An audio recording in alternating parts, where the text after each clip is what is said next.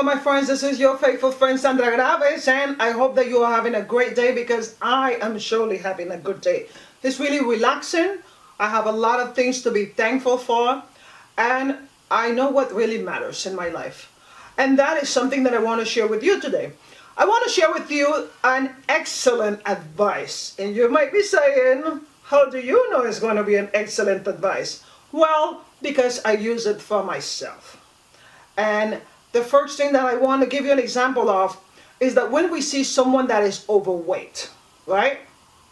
And this person like eat a lot, they eat at all times, or we see someone that drinks a lot and they drink at parties, they drink for everything. If their baby celebration, they drink. If they got a new job, they drink. Whatever it is that they drink, right? Or if we see someone, mostly the teenagers today, we see them being a lot promiscuous, right? What we do is that we have solutions for them. So for the person that eats a lot, we will say, I think that if you eat less and if you exercise, you might be able to lose some weight and you might become a little more healthy. Wow, we sound so wise in our way of giving advice, right? So if we see someone that drinks a lot, then we go, if you continue on this path, you will become an alcoholic if you are not an alcoholic already. And we sound so wise, right? Same thing with someone that is promiscuous. We will have a lot of things to say to them because we are analyzing what they are doing, their actions, and where we believe that those actions are going to take them. But how come we don't get out of our own way and give ourselves the same type of advice? And that's what I want to give to you today. I want to give you 5 things that you need to do in order to get out of your own way and take your own advice for yourself. Number 1, stop trying to be perfect. Right here. All my life I have tried to be perfect. Now I am getting used to not being perfect. So right now I recommend to people to make all the mistakes that you can. You know, being perfect is not going to lead you to anything. The only thing it's going to lead you to is lots of frustration and being judgmental about everybody else and even hard on yourself. So please, number 1 is stop trying to be perfect. None of us are perfect. We are not here to be perfect. We are here to learn. Number 2, identify what really matters to you. What is important to you? You know, in order for us to achieve our dreams and live our goals and get our objectives, it is very important for us to understand what really matters to us. I know what is important to me. I know what really matters to me, but I cannot tell you what matters to you. That is something that you have to sit down and analyze so that once you have that clear, you have something that is more important, like a priority that is important to you, and then you have something that is secondary. Please identify those so that you are able to achieve your dreams and achieve your goals. What really matters to you? Number 3, I put here, you need to remember your past victories. A lot of the time we do things that are incredible. When you was in high school, when you was in college, when you got married, whatever it is that you did that was incredible. Get a list, get a pen and paper and write down everything that you have done good that you are proud of in your life. Write it down.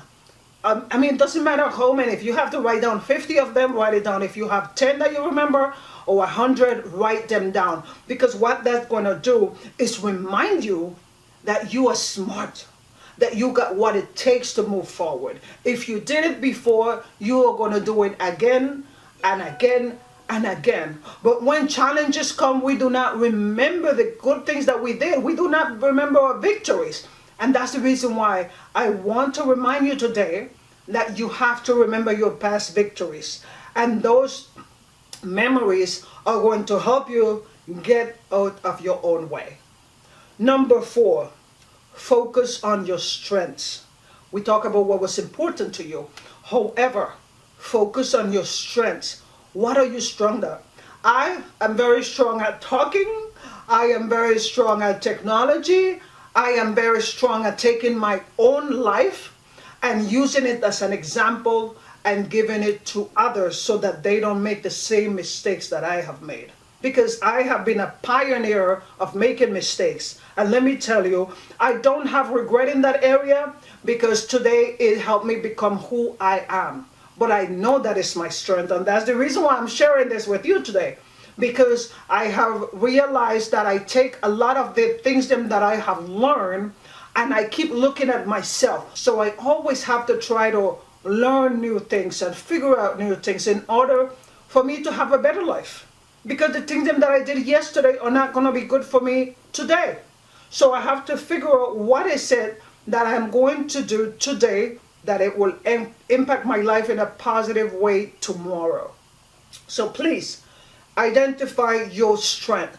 A lot of people might have told you, wow, you are really good at this. Oh my goodness, you are so happy when you do this. So what is that they identify? What is that makes you feel good when you are doing it?